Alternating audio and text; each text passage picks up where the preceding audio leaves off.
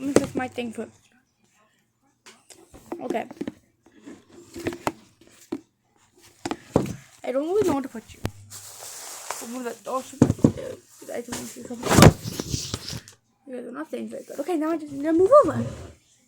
Okay, today we're reacting to Spider-Man, biggest threat of MCU, I think.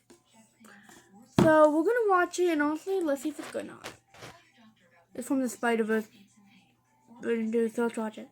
Cat Spider-Man, a Lego Spider-Man, and Peter Parked Car the Spider-Mobile. You'd think they'd be smart enough to include literally the single best Spider-Man ever put to screen. I am, of course, talking about Spiderman, the Japanese Sentai Spider-Man with the single best costume, a giant robot. He's also got himself a theme song that slaps.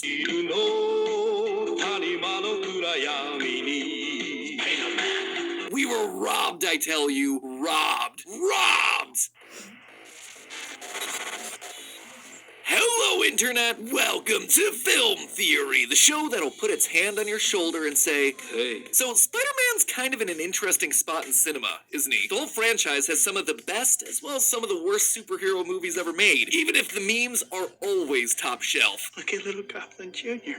Gonna cry. But one movie I don't think anyone saw going as hard as it did, 2018's animated Into the Spider-Verse, telling the story of Miles Morales as he takes up the mantle of Spider-Man after his Peter Parker is killed. Thankfully, he gets himself a ton of help figuring out what to do in the form of Spider-People from various different universes dragged into Miles' dimension by the movie's big bad. What felt like it could easily have been a cynical cash grab turned out to exceed everyone's expectations. It's considered to be one of the best, if not the single best Spider-Man movie ever made. It's beloved by critics, it made a killing at the box office, it won all the awards. So when we all heard that it was getting a pair of sequels and Across and Beyond the Spider-Verse, let's just say that those movies had a lot to live up to. And thankfully, the recently released Across the Spider-Verse is great. Seriously, when this movie first got teased, I was concerned that it was just going to turn into a cameo fest with too much fan service. And while it did lean in more on the cameos and fan service than the previous one, it also managed to be a worthy sequel to one of the best superhero films ever made. Even if that cliffhanger at the end did leave me a little bit disappointed. Also, I don't think this was a problem with the movie, but just one with the theaters that I saw it in having really bad audio mixing. I had a hard time hearing a lot of Gwen and Hobie's dialogue at various points. I thought it was just a me thing. You know, I am getting older these days, maybe my hearing's going, but then I started seeing other people bringing it up online. Anyway, here's hoping that they get the whole thing resolved. Even considering those minor hiccups though, the movie was a visual masterpiece, throwing us into multiple new universes and showing us hundreds, hundreds of new Spider-Men, each with their own unique visual aesthetics and styles. For me, the standouts had to be Spider-Gwen's watercolor world and the incredible 80s paper cutout animations of Spider-Punk. Also, biggest laugh clearly goes to the Lego universe, which turns out was animated by a 14-year-old?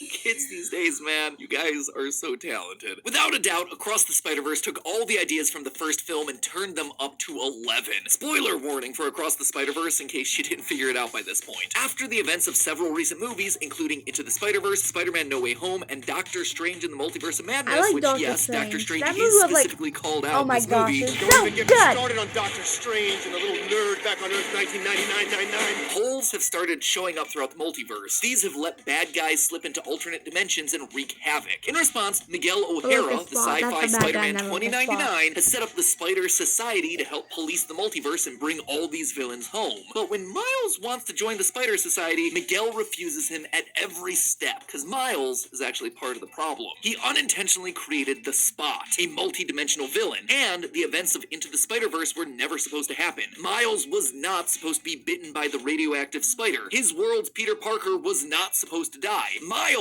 was never supposed to take on the role of Spider-Man in the first place. What's even worse, that spider that bit Miles wasn't even from his universe. So Miles is the original anomaly that started knocking over all these dominoes. So to help set things straight, Miguel and his Spider Society are trying their best to, quote, restore the canon, to make things right by ensuring that the big events that are supposed to happen to every Spider-Man across every world actually happen. And if they don't, well then the multiverse itself could collapse. You know, no pressure. But see, loyal theorists, I have a problem with his line Spider-Man logic. It doesn't sit right with me given everything that we see both in this movie and throughout the wider multiverse that this movie sits within. I think Miguel is making a huge mistake here. I think he's wrong about the whole canon events thing. I also think he's wrong about Miles being the real danger of all of this. And that error is ultimately going to destroy everything that we love about every superhero movie if they don't set things right. We're not only looking at the collapse of the Spider-Verse here, we are looking at the end of the Marvel Cinematic Universe. So change into your Spider-Sonas, friends, and let's swing into it. Within the film, we're introduced to the idea of canon events. According to Miguel, these are fixed events in time that must happen for a universe to remain stable.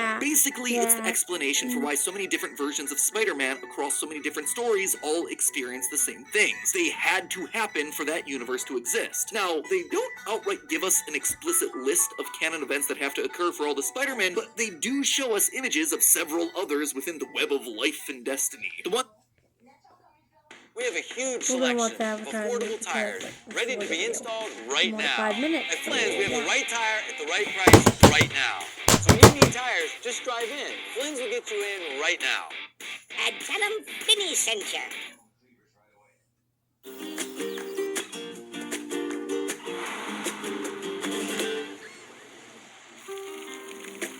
I'm Shanika Hillocks, a travel enthusiast and wine professional, and while I've been to Spain before, this is my first time in Portugal. I'm really excited to venture off the beaten path and explore some new cities outside of Lisbon. It's important that I understand a region from where a wine comes from.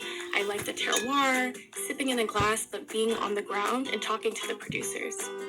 As I continue to travel on my own, getting insurance is definitely a top priority. If I were to get a bag or a passport, Hold on with that. Yes, that was a really good video. Yeah, I liked it. That movie was like so good. Like so good. That's how good it was, like, oh my gosh. So good.